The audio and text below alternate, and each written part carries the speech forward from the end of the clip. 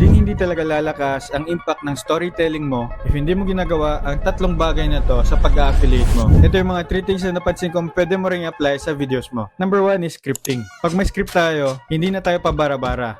Meron tayong flow or meron tayong roadmap kung saan papunta ang ating storya. Simula pa lang sa hook, sa kwento, and sa call to action. Parang kausap ka lang, yung diretso and napakaklaro ng kanyang purpose kung bakit niya ito sinasabi. And again, ang goal natin dito is to promote without being salesy. And again, meron tayong mga exceptions dito. And sa pag-subscribe ko ni Tito Drew, nalaman ko hindi na pala siya nag-i-scripting. Nasabi ko talagang meron talagang mga exceptional na mga tao.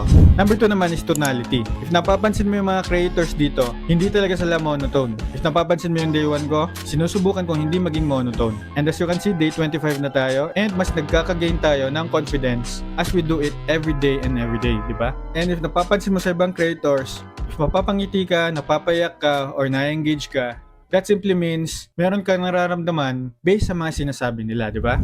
And last but not the least, number 3 is the body language. Nakikita mo yung expression ng kamay ko, nakikita mo yung mga kamay ko na gumagalaw.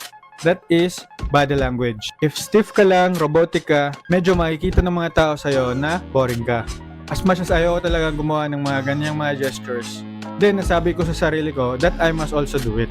Dahil kasi sa scripting, tonality, tsaka body language, mas magiging normal sa'yo ang gumawa ng content. And if nasama to sa sistema mo, all you just need to do is to be intentional sa mga ginagawa mo. So if gusto mo rin mag-stand out as a TikTok affiliate, then these 3 elements na napansin ko sa mga big creators na nauna sa atin dito as a content creator sa pag-affiliate, then I can say this will also be really effective para sa atin. But ikaw ba? Let me know your thoughts dyan sa comment section. Save mo na rin to. And follow me for more so that I can see you tomorrow.